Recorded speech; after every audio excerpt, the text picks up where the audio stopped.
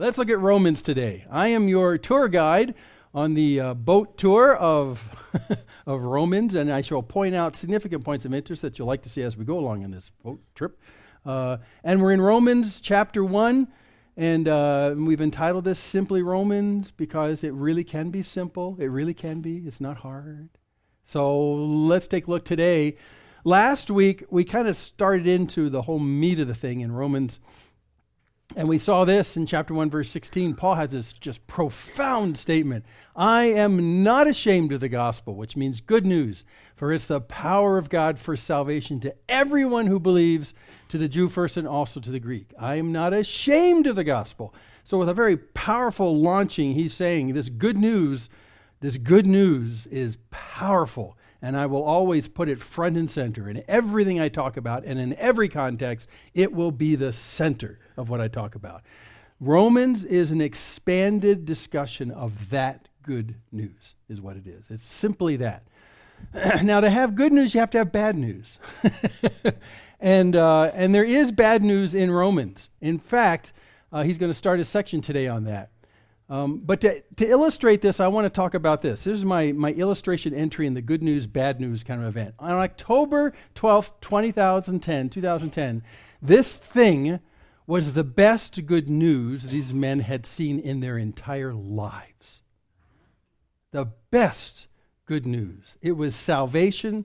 It was life in 2010. Now, I can say that to you, and your question marks will go in your mind. You go, well, it doesn't look like good news to me. It looks like a rocket. So it's because you don't know the bad news yet. You got to know the bad news to understand why this is such good news. And that's what Paul's going to do in a second. He's going to talk about the bad news as we launch in today, so that the goodness of the good news will take on huge dimensions. So what in this story, what's the bad news?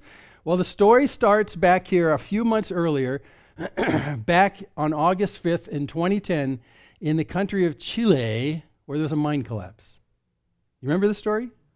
Mine collapse, very famous. A mine collapse in the San Jose mine, and 33 men were trapped underground, and everyone feared they were dead. Immediately, 2 days later, what they did is they started boring these boreholes, 6-inch diameter holes, 8 of them, hoping that one of them would make it to the place where the miners were underground. Hopefully, if they were alive. No one even knew if they were alive.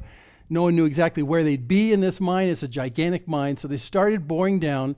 And here's actually a cross-section of the mine. That curlicue it's a road that they built inside the mine. That's how you made your way down deeper and deeper in the mine.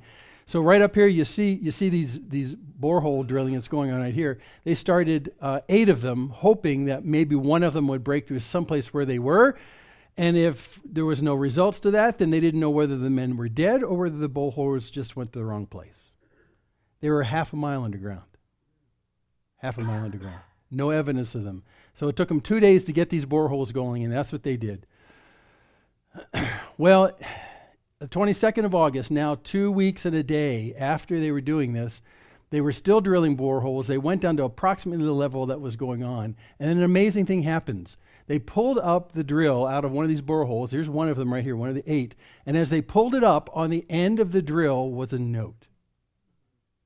And it said, excuse my Spanish, it says, estamos bien en el refugio los 33, okay? Did I do that well enough? I'm not sure.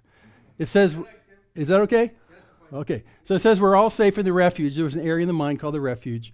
And it says the 33, this is the first time, 2 weeks, first time they found out that there were people alive down there. And there were 33 of them alive.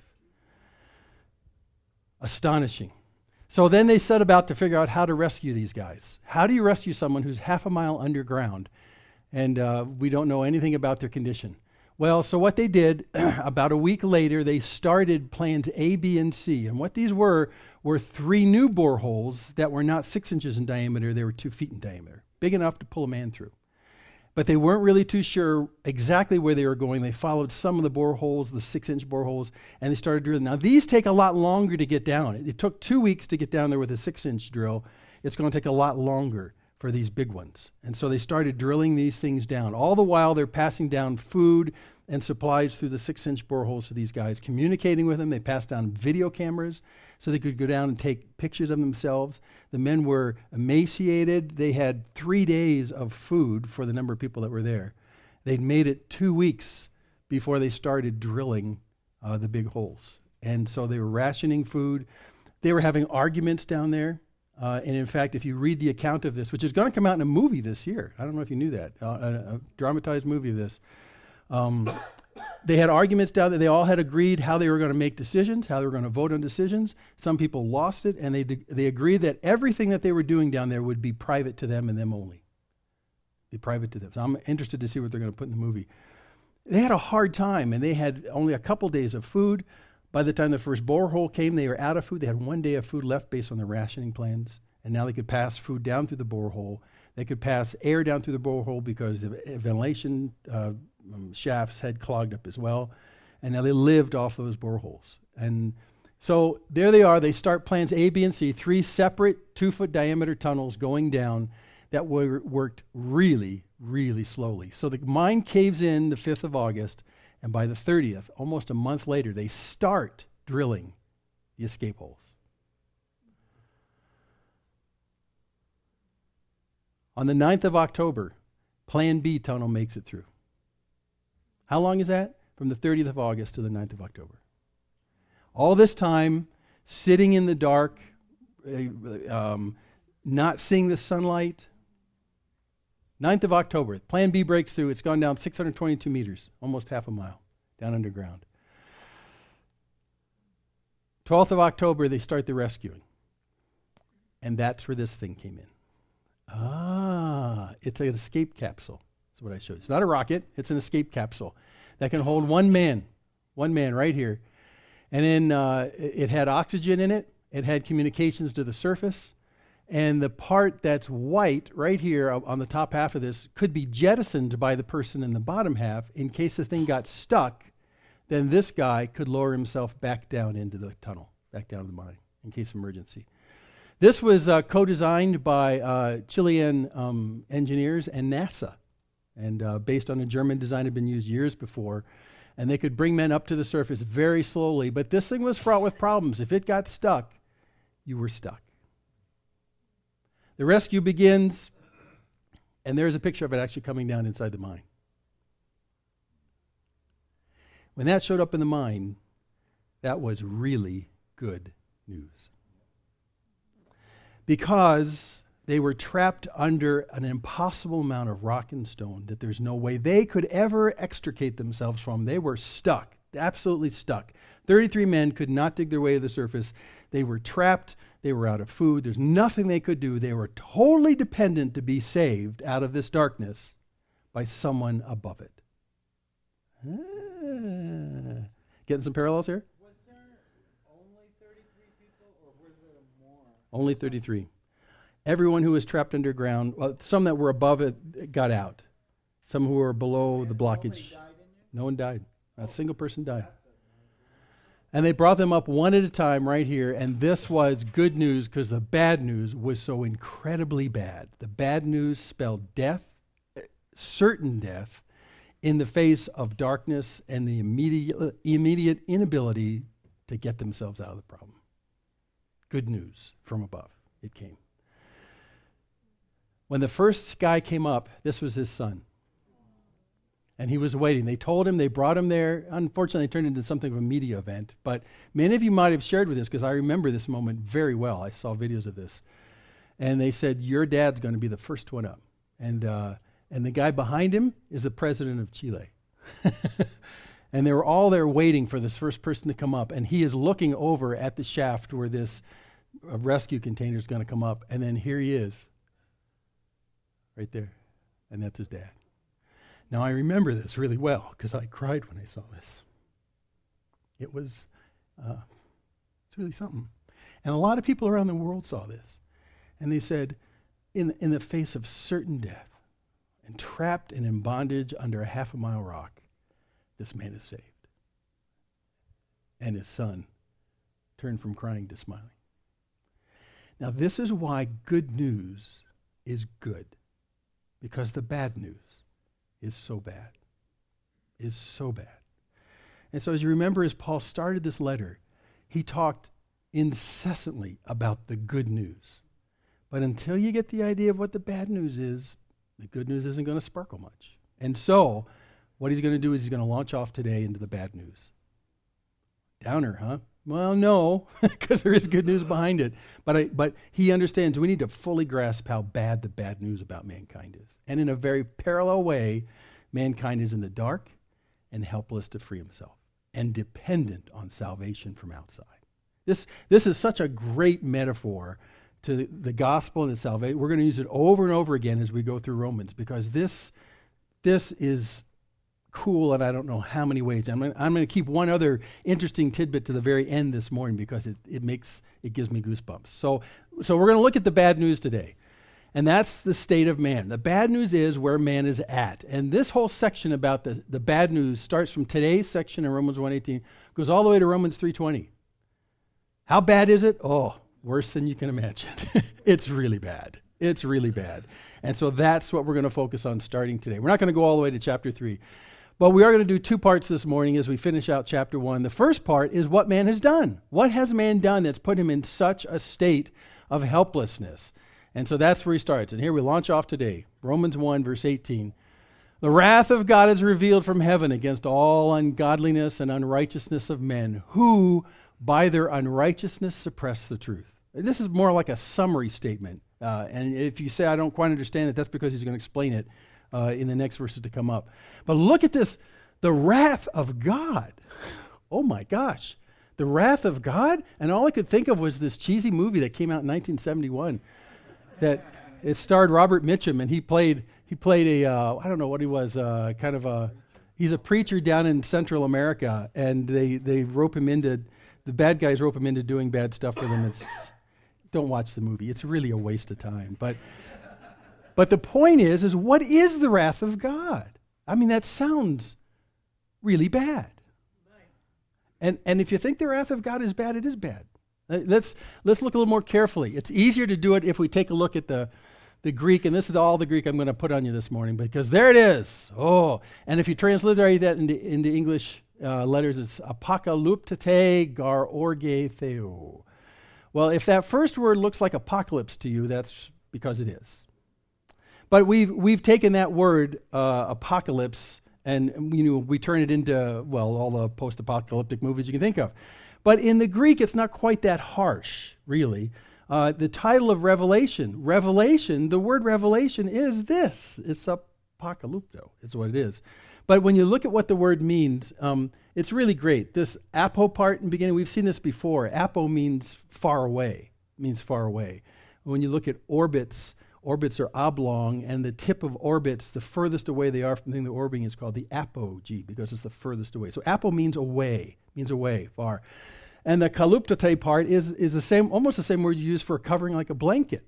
So what he's saying is that this word means to take something that's always existed, that's been covered over, and you remove the covering and put it far away, and you can see what's there. So it really is to reveal something. So Revelation is well titled. It means to reveal something, not something that's new, something that's always been but has been covered until the wraps got taken off. So it's really removing the wraps. That's what this apocalyptate means. Removing the wraps about orge theo. Well, if you just put these in English words, it's uncovering for the anger of God. Sounds even worse. It's not saying that God is suddenly angry. It's saying that God has always been angry. And now we're going to uncover it so you can see it. So this translation, pretty darn good. The wrath of God is revealed. And that's what we're talking about. There's something that has made God mad. And you don't want to be in God's path when he's mad.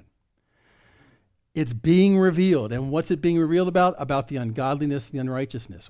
Well, the question is, what are those things? What's that ungodliness and unrighteousness? It sounds bad. It sounds like sin. And if that's what you're thinking, you're right. And we'll talk about that more in a second. Who by their unrighteousness suppress the truth. So really, it's not that God is primarily mad at them for what they're doing. He's mad at them because they're suppressing the truth. That's what he's saying. And this other stuff is part of that process. So what is it that man, aka mankind, humanity, what is the truth that's being suppressed? Because that's what God is ticked about, suppressing the truth. And, when we look at that phrase, we go, yeah, it's wrong to suppress the truth, and you get all these political things and all that kind of stuff. Suppressing the truth is always a bad deal in our culture, even still. Truth is the way in which you understand how to navigate the real world. Suppressing the truth is going to cause you harm because you're going to act wrongly based on wrong information. It's the way it works. So suppressing the truth, what is it the truth is suppressing? He's going to tell us right now. For what can be known about God is plain to them because God has shown it to them. So now it's getting even worse. What he's saying is they're suppressing the truth, and it's truth that's plain. They know it. They have no excuse. They get it, and they understand it, and they're suppressing it. What can be known about God is plain because God has shown it to them. And at this point, if you stop and you're a thinker, you say, well, what is plain about God when, after all, he's invisible?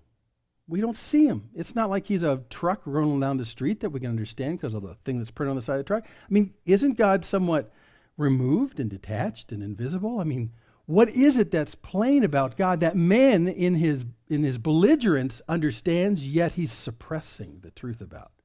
But this is where Paul's going. Man has, in a sense, been served notice, and he understands who God is plainly. This is a very powerful thing. It's plain to them. They don't have to sit around and have conferences about the nature of God. It's plain to man.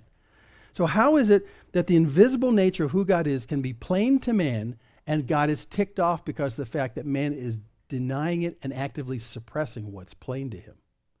Now, a lot of people, when you get into this part of Romans, start arguing with it. And the principal argument here is there's nothing plain about who God is. After all, he's invisible and detached. There's nothing plain about who he is, really. But the amazing thing is anthropologically speaking, if you survey the world's cultures, every culture through every point in time has always had some kind of inkling that there is a supreme being and that you're accountable to him. And now, many of them take that inkling and they build on it falsehoods and stuff like that. But there has been no culture that has grown up independently that hasn't said there is a great God. Somehow they know this. And that's where we can get into debate what they think he is or what he isn't. And he's going to talk more about that in a second. But there is some kind of a germ of understanding about this creator that Paul is saying everybody knows. It's the foxhole effect. Soldiers are in their last minutes in a foxhole and they're afraid they're going to die. And suddenly they're praying to this God that up to that point they said, yeah, he doesn't exist, but now I'm going to pray. Why? Because I really do believe he exists, really. So Paul's saying there is some universal understanding that's plain about the nature of God. And if man suppresses it, God will be angry at you. He's going to expand that. 20. For his invisible attributes, God's invisible attributes, namely his eternal power and divine nature, have been clearly perceived. This is the plain stuff. Ever since the creation of the world. Now, how is that possible? God's invisible attributes, namely his eternal power, his divine nature, have been clearly perceived. What is God's eternal power and what is his divine nature that is so clear that everyone is without excuse? And how is it that it's been known since the creation of the world? And he answers it for us in the things he's made. So, swallow this for a second. What Paul is saying is that creation itself has been designed in such a way by the Creator that his eternal attributes and his divine power are no-brainers to all of us who live here. Really? Really. Anthropology actually supports this. And if we're honest with ourselves, even when we're trying to argue away the existence of God, something nags you in the back of your head. And it has everything to do with creation. Now, an interesting parallel, when Paul travels to Athens, prior to this, Paul's in his third missionary journey here in Corinth. So prior to that, he'd been in Athens. And when he was in Athens, he gave our best example of a secular speech to the Athenians, the philosophers that lived in Athens at the time. And he takes basically this same approach. If you look at it, it's Acts 17. He starts off with saying, God created everything, ... so man might grope for him and find him, even though he's not far from anybody. And so what the tie together he's saying is that God made this world so that mankind can look for him and find him. God made the universe so we can find him. That's the sum total of what Paul tells the Athenians there on Mars Hill. And he's saying it again here. We are without excuse. The eternal power, the divine, through the things that have been made. Well, this got my head going. Because God's made a lot of things that we look at. And maybe many times we don't really get to the bottom line of what it says. Someone asked me a couple years ago, well, the universe is so big. You look at the stars, you can use scientific instruments and tell how far away they are. It's just so big. Why would God stick us on this tiny planet in the middle of this gigantic pool of the galaxy? Why didn't he just make it small? Why is it so big? And I looked at him and I said, well, so God can impress upon us that he's bigger than everything? Oh, yeah, I guess that would do that. See, our God is not a localized God. He's not a God who's just constrained by the river Nile like a lot of the gods in Egypt and stuff like that. He's not a part of this creation. He's big enough that when we look at it, we go, whoa, he's bigger than all of this. What does that say about the nature of God? Well, maybe the fact that he's actually outside of creation. Maybe the fact that he's bigger than we can ever conceive. Maybe he's worthy of worship because of that. And these are the things that should come to mind. I mean, when you look at the stars tonight, this is a great picture of the Milky Way galaxy. And you realize the Milky Way galaxy, the smears are nearest neighbors in the galaxy. And there's galaxies like this all over where we look in the sky that have thousands of stars in them. It's a big neighborhood. How big is God? Bigger than that. Now, this is commonly what most of these separated cultures come up with about the supreme creator God. They look at the stars at night and say, he's not a small God. He's a very large God, extremely large God. And that's the simple message he's trying to get across. There's more to the stars, though, and we don't have really time to dive into a lot of these things, but the stars and their procession at night through the seasons form like a calendar and a clock. There's an orderliness about all that goes on. To this day, I go outside before I go to bed because it's one of my habits, and I walk outside around 11 o'clock at night, and I look at the North Star, and I look at the position of the Big Dipper relative to the North Star, about 11 o'clock at night. And right now, when I look to the north, during the winter solstice, which is close to where we are, the Big Dipper is right at 3 o'clock. It's like a clock. And if I go out there 3 months from now, during the spring equinox, in, what is that, March, April, something like that, then that Big Dipper will have rotated up to 12. It's like a clock. And it's upside down. It's pointing down. And if I go another 3 months out, and I go out there, where am I? At the fall solstice, right? It will have rotated around to 9 o'clock.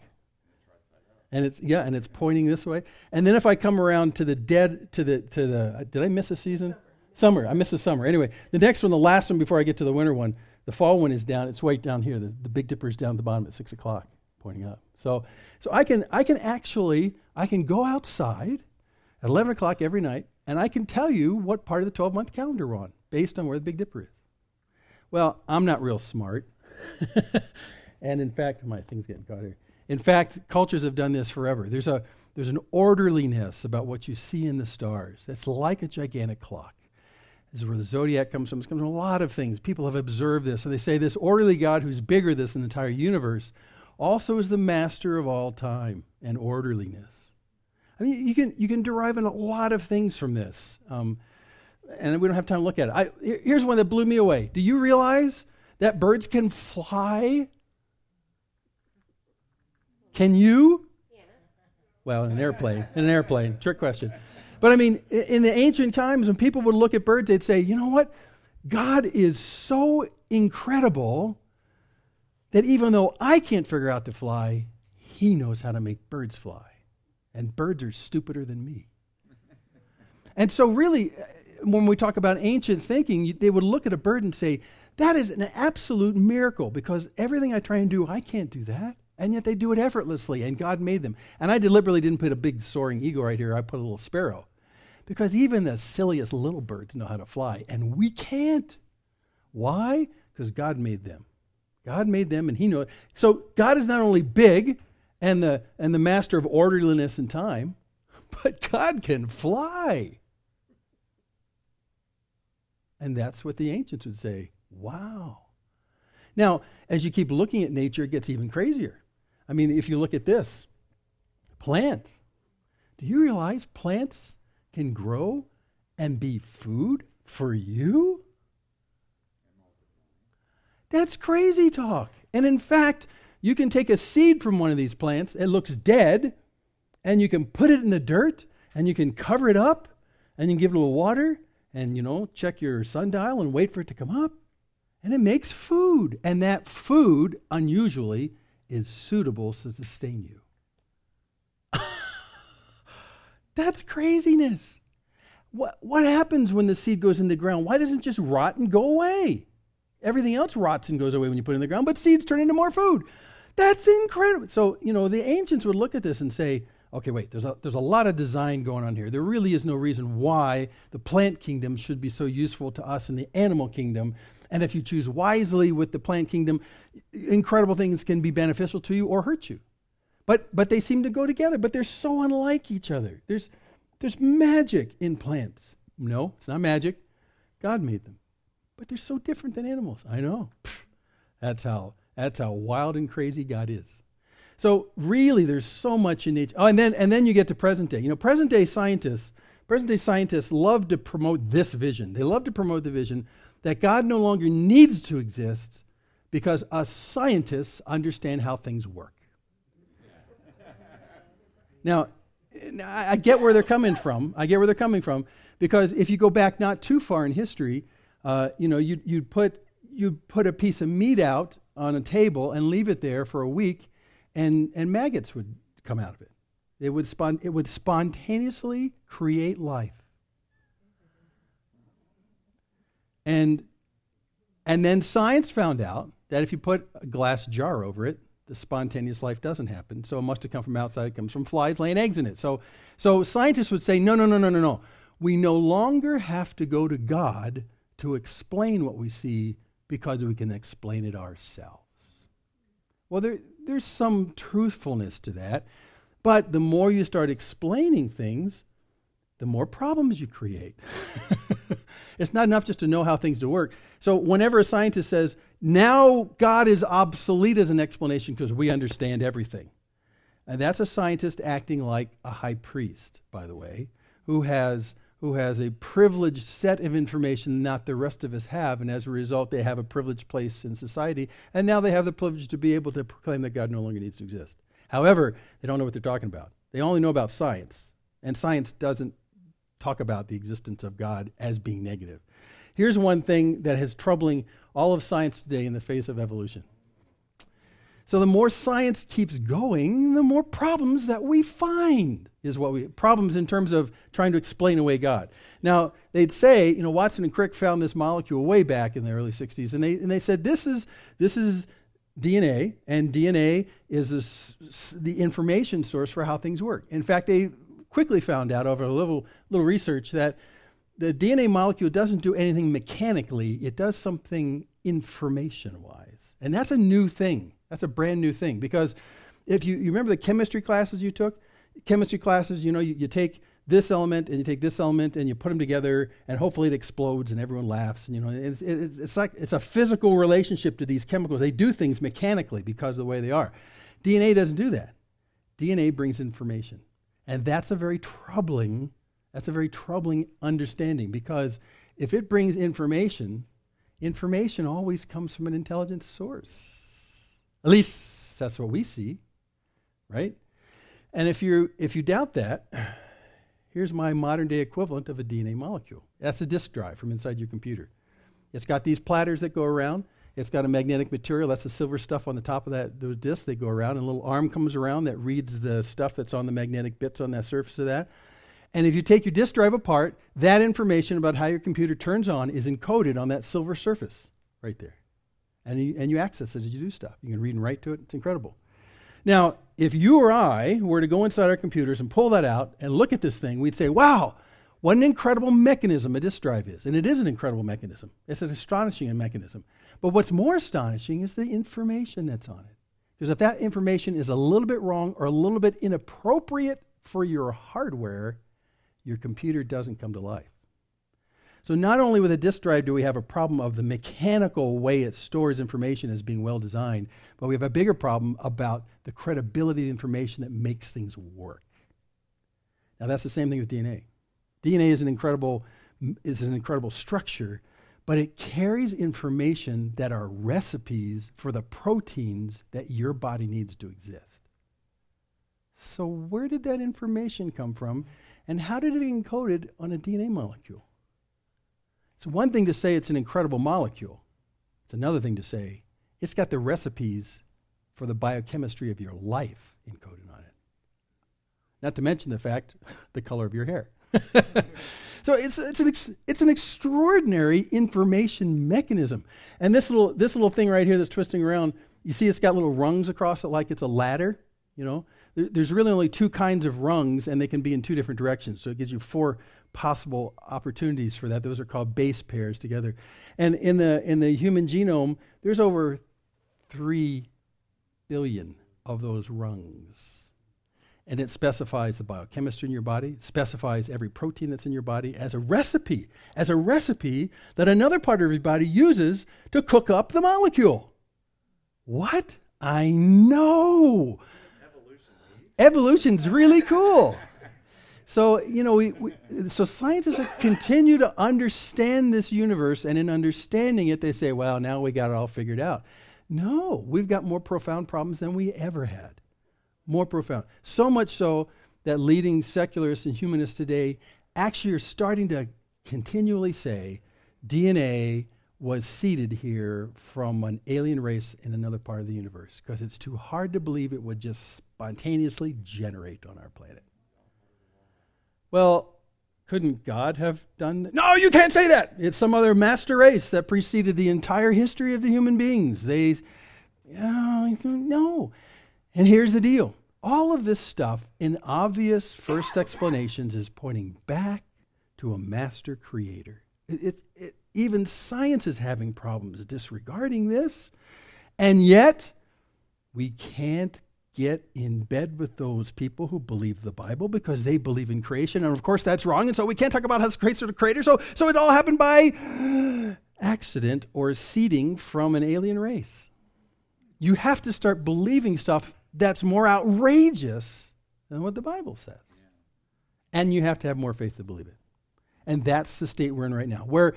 And Paul's saying this, man sees plainly what this stuff is trying to say, and they will not admit that it points to God. So they suppress that truth. That's what Paul's getting mad about. What God's getting mad about. God has littered this creation with pointers back to him. And man is saying, la, la, la, la, I don't see them. La, la, la, la, la. God does not exist because it's all about man. Okay. Elizabeth Barrett Browning, one of my favorite poets and a Christian, wrote this about the creation pointing back to God. She said, earth's crammed with heaven, and every common bush afire with God. But only he who sees takes off his shoes, and the rest sit around and pluck blackberries. She's the one that wrote that famous line. She says, let's see if I can get this right. She says that God's gifts put man's best dreams to shame. You got to read more Elizabeth Barrett Browning. She's just awesome. She's awesome. But this is true. This is true. As we look at creation, God has deliberately made plain, is what Paul says, who God is. And now man is actively suppressing that truth. And that is why God is mad. Because they know it, but they suppress it. Let's push on. So they are without excuse. Now you got to stop and let this sink in for a second. There are so many people who say, I can't believe what the Bible has to say, because what about all the heathen in Africa that don't know anything about God, don't know anything about Jesus, who've never heard the gospel? Are you telling me that they're going to hell because innocently they never heard the gospel? And Paul is saying, they're still without excuse. Now you notice up to this point, he hasn't talked about Jesus. He's talked about God as creator. God is creator. And even Paul, when he talked to Athens, talks about God as creator and says God has made this place so that he can be found. And when the heart deliberately says, I want to find this God who's made this place, then the words of Joel 2 come true. All those who call upon the name of the Lord will be saved.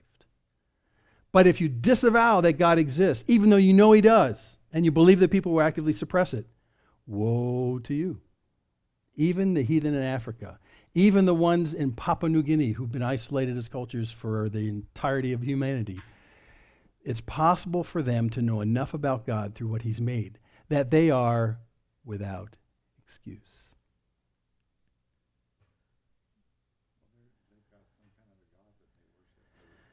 They worship some kind of God, and they wait. There's a missionary that I've heard, who's quite famous actually, who's gone into cultures like these, and he goes in and he talks about the Creator God and his Son and the creation, all this stuff.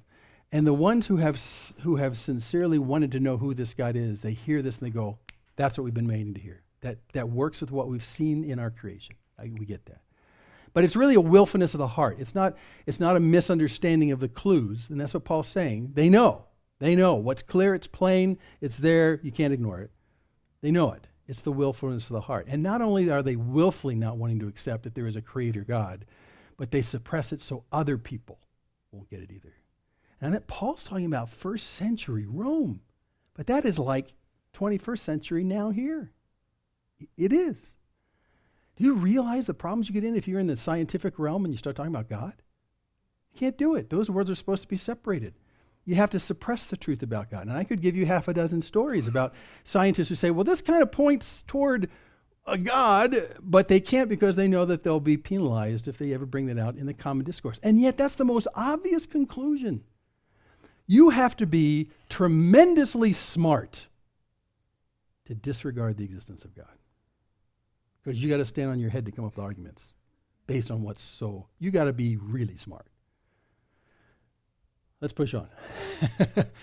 For although they knew God, see, they know him. They didn't honor him as God or give thanks to him. So that's what they did wrong. They didn't honor him as God. They didn't say that he exists, nor did they give thanks to him. Give thanks to him for what? This. The air you breathe. The stuff you eat. Life. You are living right now based on something that you did not bring to yourself. God brought it to you. So you disregard who God is, and you don't thank him. Well, that would make me pretty mad if I was God.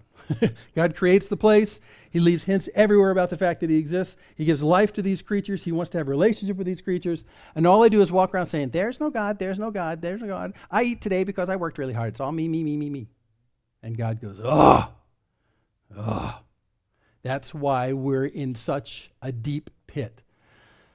But they became futile in their thinking, and in their foolish hearts they were darkened. Claiming to be wise, they became fools, and they exchanged the glory of the immortal God for images resembling mortal man and birds and animals and creeping things. That's that idolatry from the past. But it really is the same thing. Mankind has swapped the glory of who God is for the glory of his creation. They've swapped the creator for the creation. And now, secular man, even to this very day, worships the creation or portions of the creation and not really the guy who made it. And God made all this to point us back to him. And yet we get stuck worshiping the stuff instead. And right here, I love this word. They became futile in their thinking. Or as Captain Picard would say, resistance is futile. Futility is when you make plans to accomplish something, but they're not going to happen. That's futility. And what he's saying is that mankind makes all these plans to disregard God. And in the end, it's not going to get him where he thinks it is. Futility in their thinking. Their thinking is futile. Darkened, just like the men in this mind. They're in dark places. Foolish hearts, darkened. They claim to be wise, but now they're absolute fools.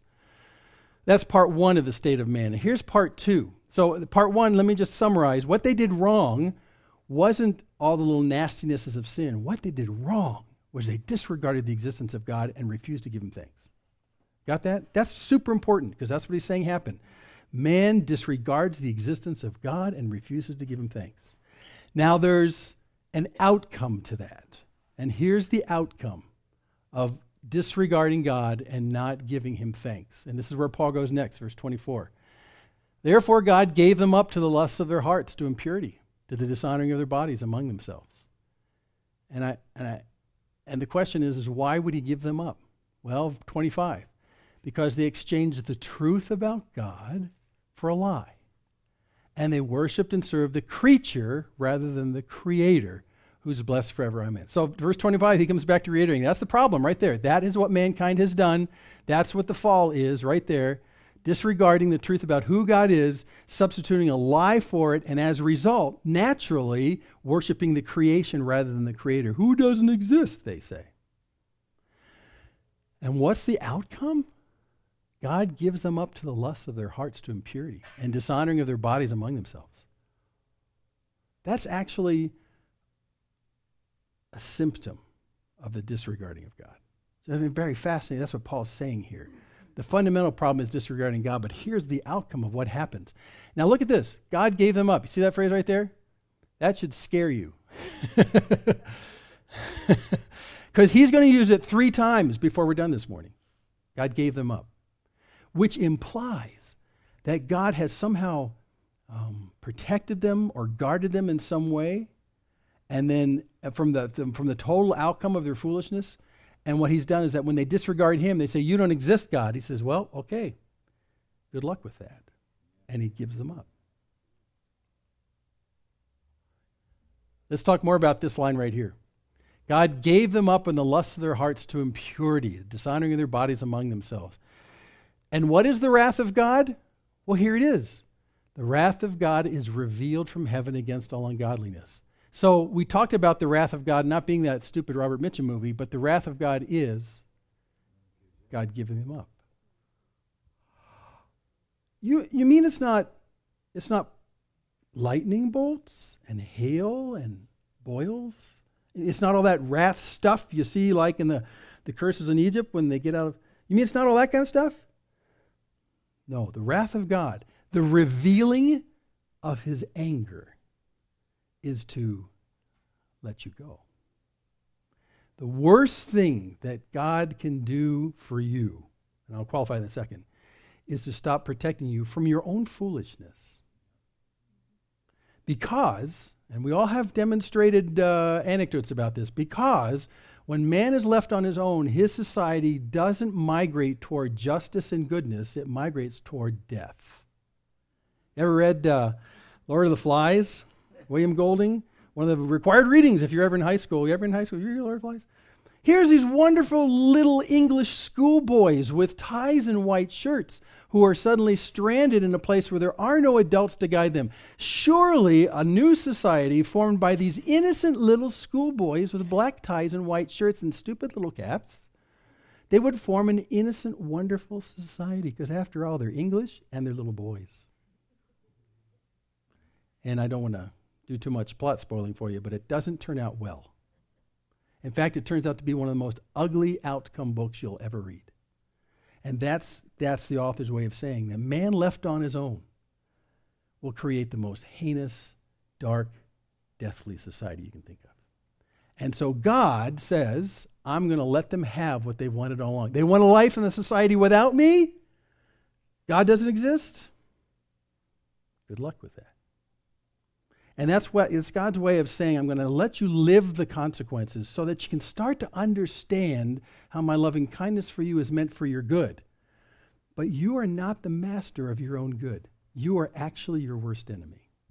And that's the bad news. That's the bad news. The wrath of God is revealed. That's how he reveals it. Let me give you a couple other places here too. These are great passages.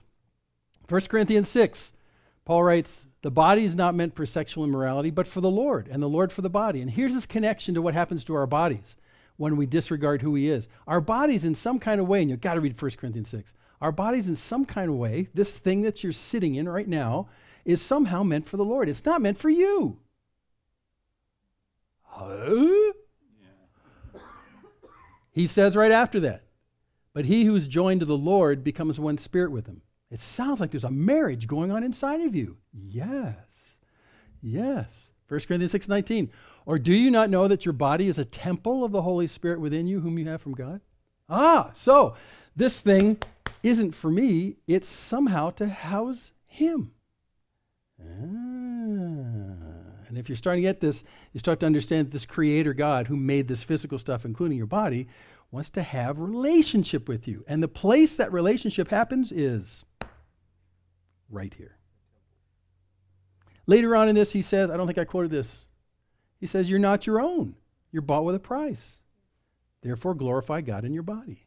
You got to read 1 Corinthians 6. It's an incredible thing. So it's not unusual that when mankind deliberately stiff-arms God and says, you don't exist and I'm not going to thank you for anything you put here, it's not unusual then that the relationships that you form in this place that he wants to meet you starts to just all go to pot. It just starts to deteriorate. It goes into wrong usefulness. It just starts to degrade for selfish purposes. Your body is one of the ways in which you have your most intimate connection with other people, relationship with other people. And that's not an accident because God wants your body and who you are to be relational to him as well. That's what he's saying right here. Oh, we could go hours on this, but we won't have time. But this agrees with what Jesus said when he said in John 14, in that day you will know that I am in my Father and you in me and I in you. What? Yeah. It's an intimate relationship. And your body's part of that, it turns out. Okay, let's push on. We don't have time to go that deeply, but it's just incredible. Read 1 Corinthians 6. So for this reason, ding, ding, ding, God gave them up to dishonorable passions. Like what? Well, the women exchanged natural relations for those that are contrary to nature. The men likewise gave up natural relations with women, were consumed with passion for one another. Men committing shameless acts with men and receiving in themselves the due penalty of their error. What's the error? Disregarding God and not giving him thanks. What are the symptoms of that? Sexual confusion. Wow, we could talk about this a lot.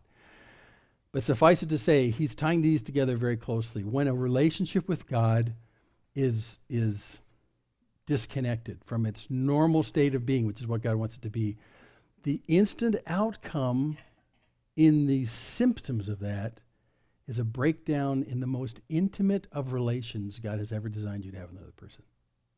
When the intimate relationship with God is disregarded, the intimate relations with other people is twisted. It's an interesting thing here, but that's what he's saying. So right here, he's not condemning homosexuality as a primary sin, but he's quoting it as a sinful outcome of the primary sin, which is disregarding God and not giving him thanks. That's a fascinating statement on mankind. Fascinating statement. Oh, we could go on this for a long time. Let me push on. And since they did not see fit to acknowledge God, there it is again, that's the primary problem, God gave them up to a debased mind to do what ought not to be done. And so he took off his hands and said, you want a world without God? I'll simulate a world without God by taking my hands off. And then you'll understand the outcomes of your disregarding of me. And you'll ask yourself, hopefully, at the end of that decision, was that a good decision? What, the sexuality? No, to disregard God. Because look where it's gotten us. Again, it's the Lord of the Flies scenario. But take the Lord of the Flies scenario and add to it sexual deviance, which is not in Lord of the Flies. Well, not really. And you get mankind's situation. You get why man is in such a bad state. You get the condition of the miners a half a mile under a pile of rock. That's the condition of man. He's trapped in his own sinfulness and the symptoms of that sinfulness. And the primary sinfulness, don't get this wrong, the primary sinfulness is disregarding God and not giving him thanks. It's relational with him. And these are all the sinful outcomes that come with it as a package deal. They were filled with all manner of unrighteousness, evil, covetousness, malice. This is one of the most ugly lists in the Bible, by the way. They are full of envy, murder, strife, deceit, maliciousness. Lord of the Flies. They are gossips, slanderers, haters of God, insolent, haughty, boastful, inventors of evil, disobedient to parents, foolish, faithless, heartless, ruthless. And that's not exhaustive enough. And yet, secular, non-believing men of this day will say that humanity has evolved so successfully to where it is today that it is less evil than it was 200 years ago. And it's baloney. It really is. It's total baloney. But this is part of the lie that they have to keep telling themselves, which is that mankind is getting better. You know, the past is the past. The Holocaust will never happen again. That was then, this is now. We've kind of evolved as a culture. We understand, we're better people. And there's not a segment in history where you can claim to see that happen. At all. At all. Mankind now is just more ruthless with more technology than he's ever been before. By the way, this whole list on the left, there's one great word that captures the entire thing, and that's where mankind exploits mankind. And that's where man goes when it disregards God. Man wants to be the center of his universe, and he's going to make it happen somehow, and the way he does it is by exploiting other people. And that's Lord of the Flies. Exploitation. But that's not what God's all about. God is a God who loves, who gives. Yeah, Dave.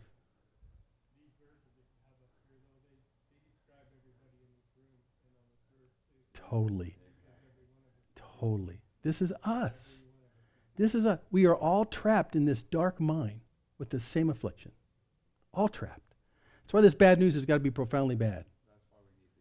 That's why we need the good. This right here is why we need the good news. And you might say, well, I'm much better than that. I really do good things all the time. And that's not really me. Well, yes, it is. And we have to reiterate this. This is us.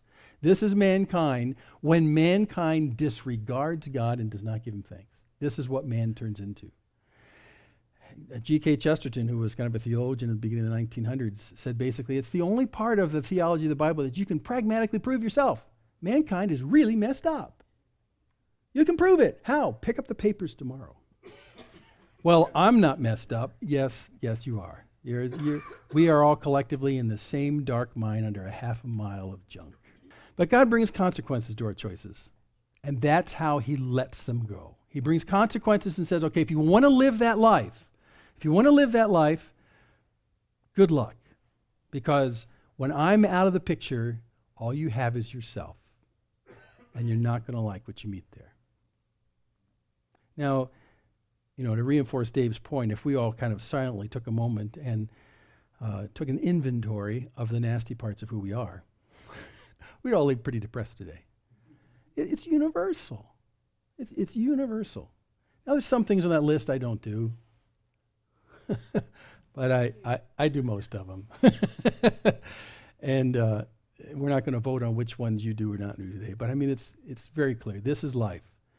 So remember, in the previous thing, he was talking about what happens in our most intimate relationships, how they connect to our sexuality. Those start to get twisted. The intimacy starts to get twisted in a funny way as a result.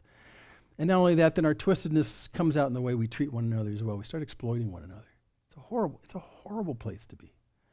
Who will save us from the burden of this kind of darkness? Thank you, Bob. God will. And that's why the good news is good. But you got to understand the perverted darkness of man to start understanding why the good is so good. You got to sit down in that cave under a half a mile of rock and look at the darkness and realize that my only hope is outside of myself, not within me. That's why it's such a great metaphor. Okay, we need to wrap this up. Oh, wait, we didn't read that verse over there. Though they know God's decree that those who practice such things deserve to die, they not only do them, but they give approval to those who practice them. 2015, right there. And you know why? You know why they give approval? Because you feel like you're not so bad if you make everyone else do it with you. Yeah. They became futile in their thinking. Their plans will never come to positive ends. And their foolish hearts were darkened. They can't even see the way things are they really are. And so Paul paints for us the bad news. And we're going to have a couple more chapters of bad news, by the way. Woohoo! Come back for more bad news next week. But there's nothing like those miners staring into that darkness and understanding the profound and intimate closeness of their bad news. That changes you. And so that's what we're going to do. It's like being in a room that's got light in it, and God says, I'm going to let them go. It's like taking that room and taking all the light out of that room, and what's left over when all the light is gone? Darkness. And God says, good luck with that darkness. Because you're going to start to appreciate the light because of that. Yes, Steve? Going back to that mine deal, them guys that come out of there were praising God. The guys who came out of the mine, several of them came to their knees when they came out of that capsule and were praying and thanking God. Yeah, incredible. So let me just wrap this up. So we're going to do more bad news next week. the bad news is essential, although it's nasty. You get nasty lists like the ones we just read. But that's the state of mankind. That's the bad news. That's why the good news is needed. That's why something like this was such good news when they saw it, because they realized that that was the answer to what they couldn't do for themselves. Salvation from outside. I'm going to give you a little epilogue in this story. I told you I'd save one more little tidbit to this. Let's see if you're thinking still. Here's a picture of that capsule at the top of the tripod. But this is not hauling someone up. The first use of the capsule was to send someone down. What? This guy, Manuel Gonzalez, he was the first one that went down. He came from the outside so that he could go down and instruct them how to be saved. Getting goosebumps yet? I'm getting goosebumps. In the end, he went down with about 4 or 5 other rescuers who helped the people who are hopeless and helpless in being able to use this. And one by one, individually, instructed how to take the one step it would take so that this salvation would work for them. We'll talk more about this as we go on. It's such a great metaphor. So let me just summarize and then we'll kind of be done. This is one of the most depressing parts of the Bible. People will say. And you know what it does is it causes us to sit in this dark room of our sin and our rebellious independence from God. And in that darkness say, is this what I really wanted? Is this really the best? Is there something more for me, or is it just about me and sitting in this dark room and wondering if there's more than this? Is there light? Is there life? Is there any way in which this darkness can be changed? Because as I sit right here, although I want it with all my life, I can't make it happen. And that's the same decision those of us who've come to Christ have made. I sit in this dark room, and there is no life. And I have tried my darndest to make life happen. Maybe the Creator is telling me through this place that what I need comes from outside of this place. Maybe it comes from Him instead of from me. Because left to myself, I get pretty ugly.